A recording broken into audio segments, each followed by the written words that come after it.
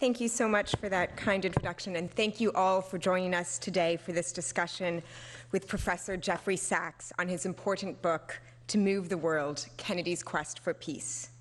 I just finished reading it, and I recommend it wholeheartedly. And since it's a book of history and not of fiction, I hope you don't mind if I give away the ending, which is that Sachs concludes that this powerful book by demonstrating the parallels between Kennedy's quest for peace and our generation's quest for sustainable development. And that's why it's so fitting that we are hosting him here today at the World Bank. In his book, Professor Sachs shows how President Kennedy's 1963 peace speech was a pivotal turning point in the Cold War. But we should note at the time, some critics dismissed it as lofty rhetoric. But Sachs and Kennedy show that rhetoric matters.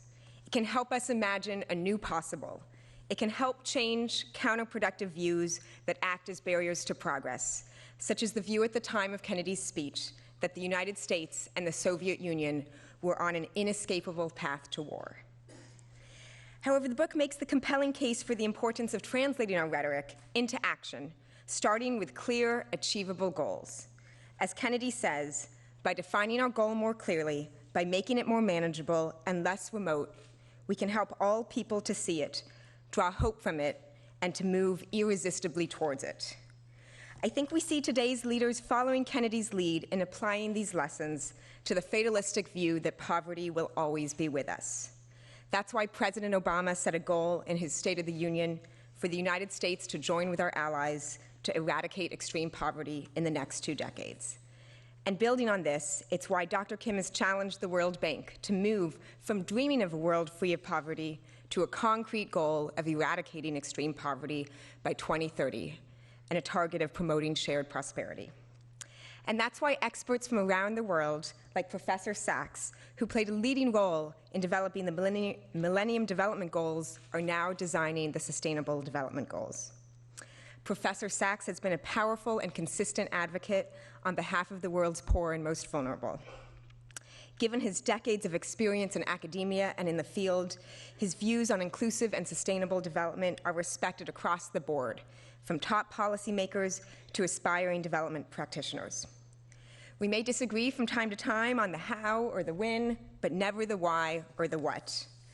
Professor Sachs is a director of the Earth Institute, professor of sustainable development, and a professor of health policy and management at Columbia University.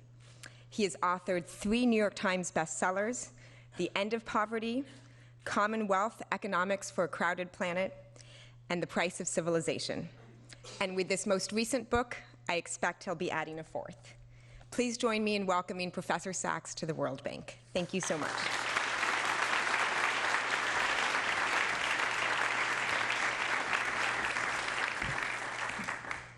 Sarah, thank you so much for that really warm welcome. And ladies and gentlemen, it's always wonderful for me to be here. I really thank you and admire you for the work that you do at the World Bank. And as Sarah has just reminded us, the bank has taken on an even bolder timetable than in the past. We now have a countdown to 2030 to end extreme poverty once and for all. And so all of our work is cut out for us, especially you in this institution that provides so much leadership. And it's always gratifying to have a chance to exchange views with you and to share some ideas. And so I'm especially excited to do that today with a new book. I hope in our discussion we'll see some of the relevance from events 50 years ago for our absolute most current challenges today. And we're going to run a video if you tell me how to do it. It's especially since it's not a Mac, I don't know what I'm doing anymore.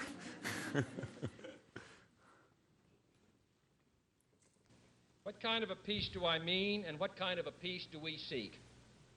Not a Pax Americana, enforced on the world by American weapons of war. Not the peace of the grave or the security of the slave. I am talking about genuine peace, the kind of peace that makes life on earth worth living, the kind that enables men and nations to grow and to hope, and build a better life for their children. Not merely peace for Americans, but peace for all men and women. Not merely peace in our time, but peace in all time. Our problems are man-made, therefore they can be solved by man, and man can be as big as he wants. No problem of human destiny is beyond human beings. Man's reason and spirit have often solved the seemingly unsolvable, and we believe they can do it again. No government or social system is so evil that its people must be considered as lacking in virtue. As Americans, we find communism profoundly repugnant as a negation of personal freedom and dignity. But we can still hail the Russian people for their many achievements in science and space, in economic and industrial growth, in culture, in acts of courage. Finally, my fellow Americans, let us examine our attitude towards peace and freedom here at home. The quality and spirit of our own society must justify and support our efforts abroad. We must show it in the dedication of our own lives. As many of you who are graduating today will have an opportunity to do by serving without pay in the Peace Corps abroad or in the proposed National Service Corps here at home. But wherever we are, we must all, in our daily lives, live up to the age-old faith that peace and freedom walk together. In too many of our cities today, the peace is not secure because freedom is incomplete. So let us not be blind to our differences, but let us also direct attention to our common interests and the means by which those differences can be resolved. And if we cannot end now our differences, at least we can help make the world safe for diversity. For in the final analysis, our most basic common link is that we all inhabit this small planet. We all breathe the same air. We all cherish our children's futures, and we are all mortal.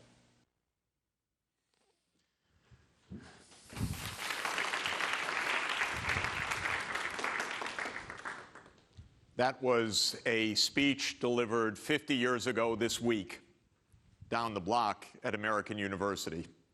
It was the American University commencement address, June 10, 1963. It is, in my view, the most wondrous, wonderful, powerful speech of the modern presidency. And these are just short excerpts of it.